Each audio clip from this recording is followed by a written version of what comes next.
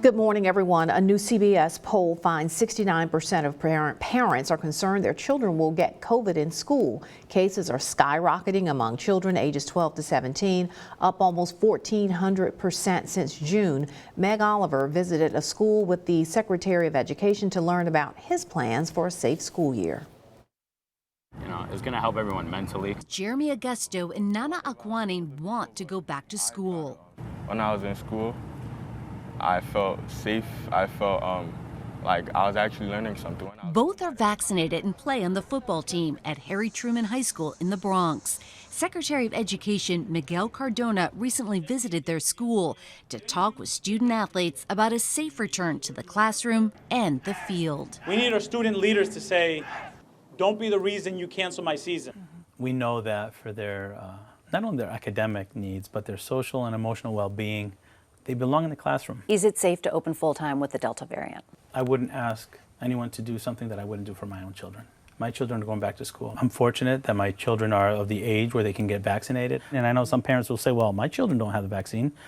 But the reality is, if we follow the mitigation strategies, we can keep our children safe. According to the American Academy of Pediatrics, in just 3 weeks, the number of COVID cases in children nearly tripled, though hospitalization rates remain low at only 2%, and deaths are rare, with less than 0.03% of cases involving kids.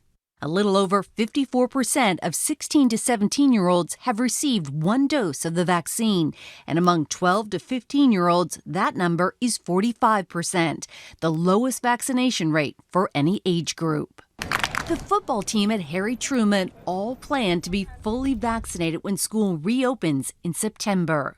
One main reason I got my vaccine was to be like a role model for my other teammates, because I know some of them are like hesitant. Part of the safe return to school comes with a recommendation from the CDC that all students and staff wear masks. And just last week, President Biden ordered Secretary Cardona to take action, including possible legal action against governors who ban masking in public schools. We need to follow the mitigation strategies that we know work. Get the politics out of this. I know my own children, they don't want to wear masks. I have mask fatigue myself, but if it means giving my children an opportunity to be in school, I'm for it. For any state planning to defy mask requirements, Cardona says the Biden administration is prepared to investigate through the Office for Civil Rights. 8 states have banned them altogether. Meg Oliver, CBS News, New York. Scientists in Israel say they've made a breakthrough in fighting cancer by using 3D technology. Ian Lee has the story.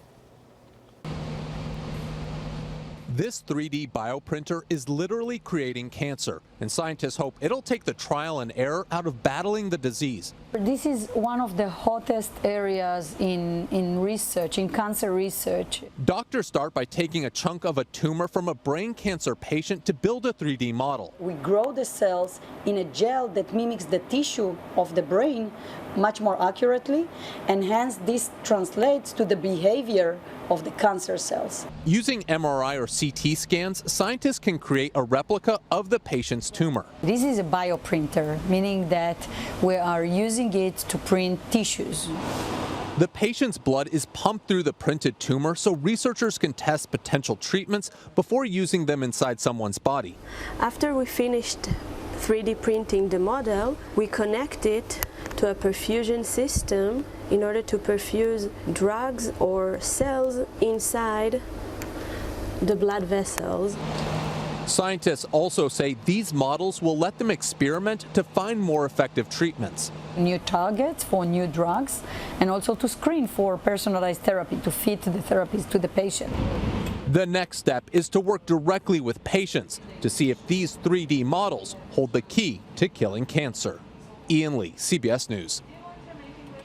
The 3D tumor research was published in the journal Science Advances. Protecting bees when many children her age would run. We'll tell you why next on Mid-Morning. As students head back to class, there's one young guy who already knows his capitals and his geography, and he's not even in kindergarten. Here's Jamie Yukas. You want a cookie? Every parent thinks their kid is a genius, but Sarah and Eric Lundberg have card-carrying proof. You like me, Mensa card. Why do you like your Mensa card? Cause me and Mensa. 4-year-old Lawson became one of Mensa's youngest members at the age of 3. What's this flag? Senegal. Senegal. He's right. How about this one? Grenada. The pint-sized prodigy already knows the capital of every state and every country in the world. What's the capital of Argentina? Buenos Aires. Buenos Aires. What's the capital of Austria? Vienna. Vienna. Born premature, he didn't start talking until he was 2. But once he did, he suddenly knew every single flag, and I didn't teach him any of them. A super challenge. A super challenge? It's insane. Let's maybe turn the globe back over to where I know. He may be a genius, but to his 4 siblings, he's just big brother. I love that he is just a normal 4-year-old. Echo. Play supercalifragilisticexpialidocious. One that definitely sounds precocious. Jamie Yukas, CBS News, Portland. Most people are afraid of bees, but not a young girl who lives outside Chicago. Michael George reports she is creating quite a buzz at the State House.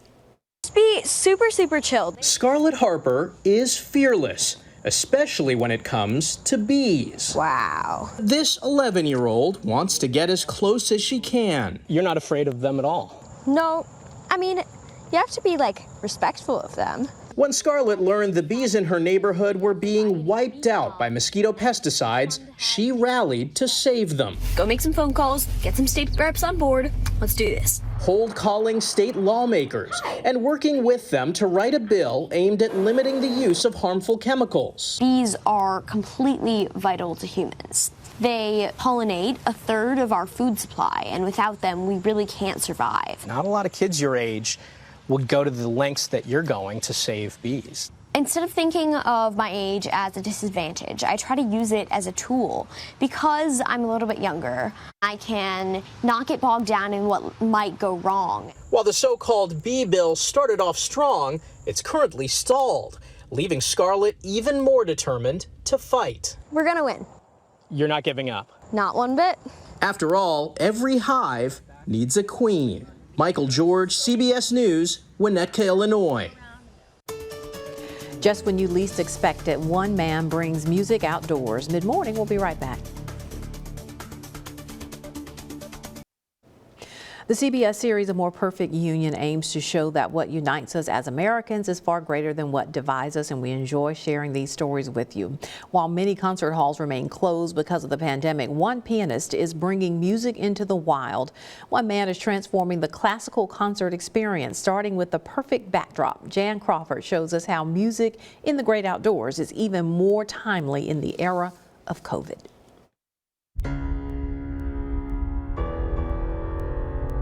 It's a place of spectacular beauty. The cliffs and tall trees of northern Oregon. And then the unexpected.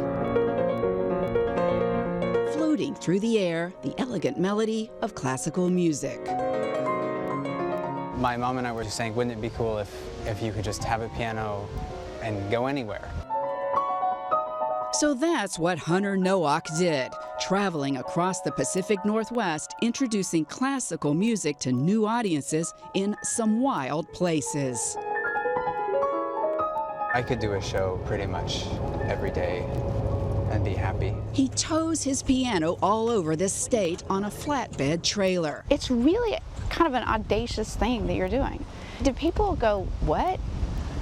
Yeah, What are you doing? Yeah. It's really impressive to have a 9-foot Steinway being hauled around with a pickup truck. With the help of a few friends, the flatbed becomes a stage. I wanted the same piano that's in Carnegie Hall, and that's in all of the major halls. This is the same instrument. And in a way, I feel like it fits because then these are our halls. The Columbia Gorge is our cathedral, and the Alvord Desert is our church.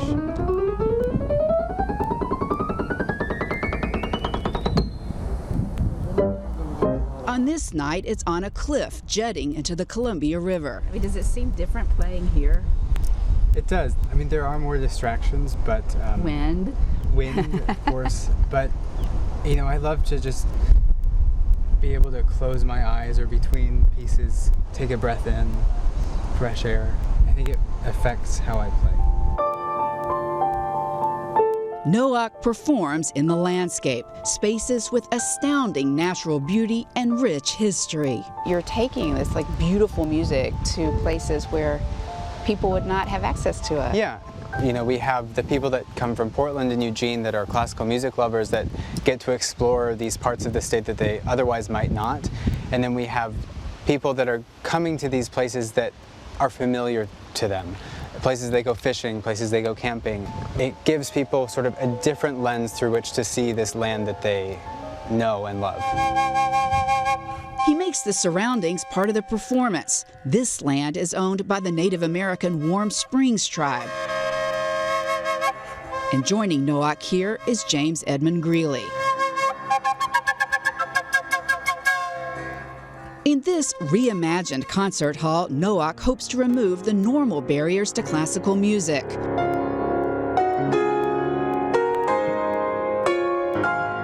There are free tickets, casual clothes, and the opposite of formal seating, like perching on a rock overlooking the stage.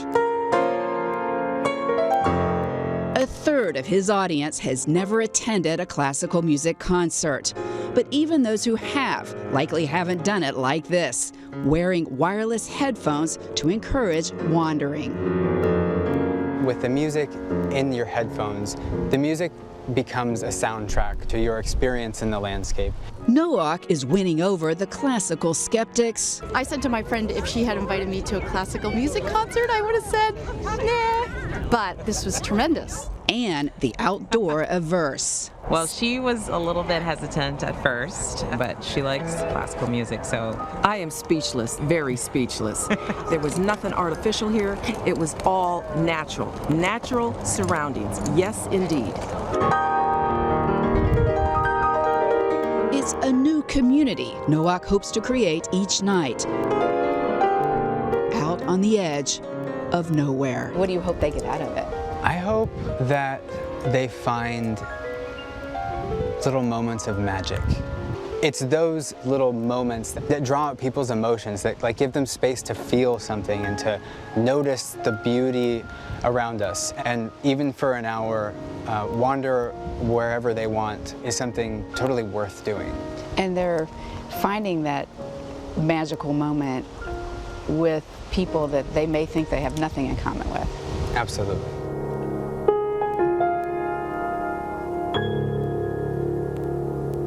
Jan Crawford, CBS News. Coming up, his music is the score of our lives. A conversation with John Williams when Mid-Morning returns. All right, we're back. You know the composer from the very first few notes, that is. John Williams has a signature style, and he has no intention of resting on his laurels. Here's Tracy Smith.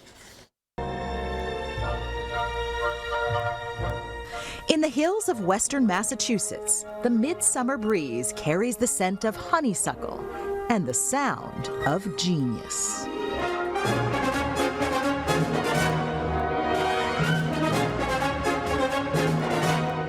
This is Tanglewood, the summer home of the Boston Symphony Orchestra and of its best-known artist-in-residence, John Williams.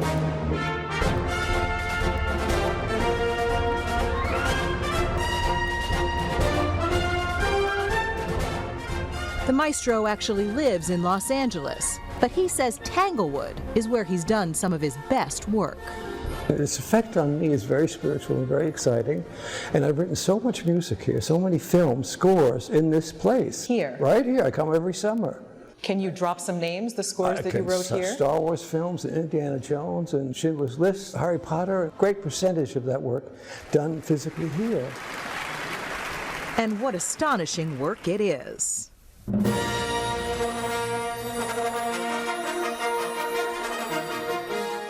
John Williams is the most honored movie composer of all time, with 5 Academy Awards so far. and he has 52 Oscar nominations, more than any other living person. Only Walt Disney has more. I know you're a very modest man, but do you ever allow yourself that moment to step back and say, wow, look what I've done? Tracy, I'll be completely honest with you. It's very hard for me to take complete pleasure in anything that I've made. You can love it, and you can love it all, but you can always see things that could be improved. I wish I had the kind of personality I could say, this is fantastic. But I don't think there's that, in the art of music, I don't think there's any place for that kind of vanity. I don't know who could possibly feel that way, given the shoulders we stand on. But your shoulders are pretty broad and strong at this point. You're part of that foundation now. I couldn't get into the NFL. Maybe not, but what John Williams does takes a different kind of muscle. So I've now been coming here for 39 years every summer, happily conducting the orchestra briefly each year.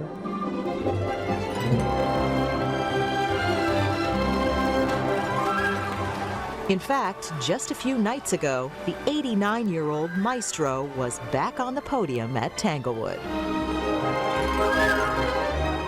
As always, Williams wowed the crowd before passing the baton back to Boston Pop's conductor, Keith Lockhart.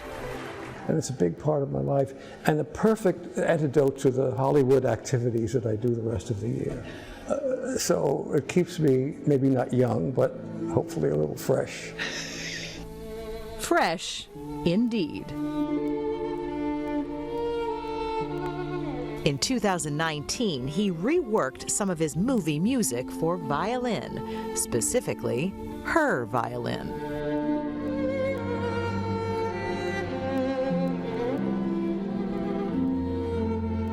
Anna Sophie Mutter is one of the greatest violinists ever to pick up a bow.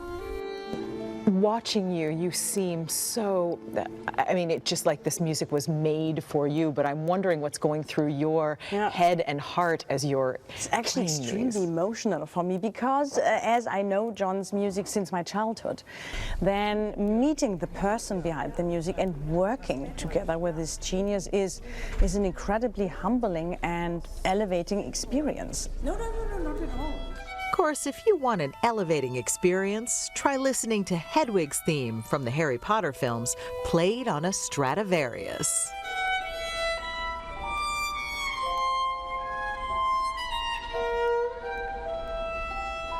This is a fabulous instrument. Yeah.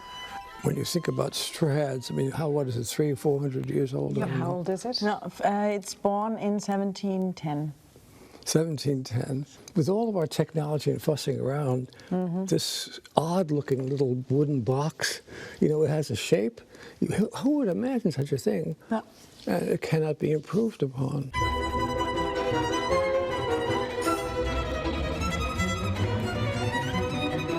Do you listen to the film scores once they're in the movies, once they're out there? No. No, why not?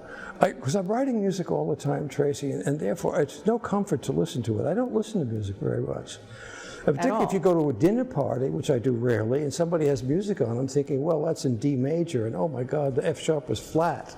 If I listened to the great classical composers, I would only think that's much better than anything I could write. It isn't comforting. It's not inspiring. It's not comforting. No. And it does make me think that one can always be better. Welcome to Jurassic Park. It could be argued that film composing doesn't get any better than the work he's done with director Steven Spielberg.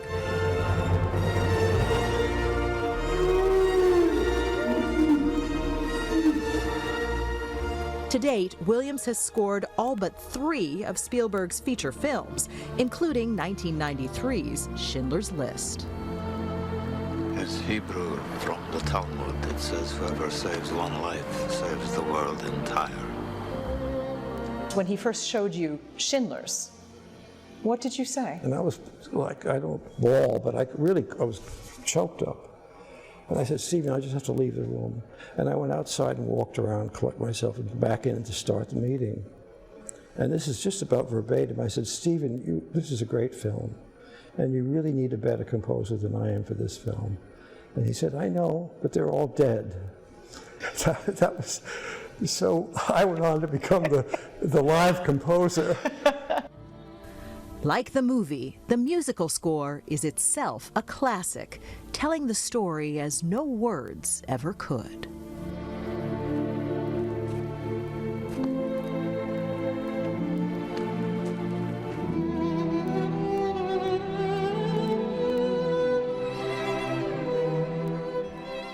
Writing it, Williams says, took everything he had. How all-consuming is your work when you are composing? It's a great privilege to be able to work the way I work, but it is so intense that you neglect things. You can neglect people, you can neglect family. I have wonderful children. My late wife is gone, but the present wife is very happy. But it does so consume your life, this work, which it really shouldn't. A lot of the work that I do is certainly not that important. But the process of doing it is so all-consuming, just your word you use, that is the truth of it. It isn't a sometime thing. It's a full-time thing.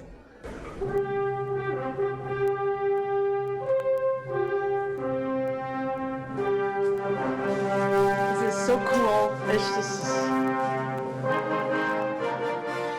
It really is so cool.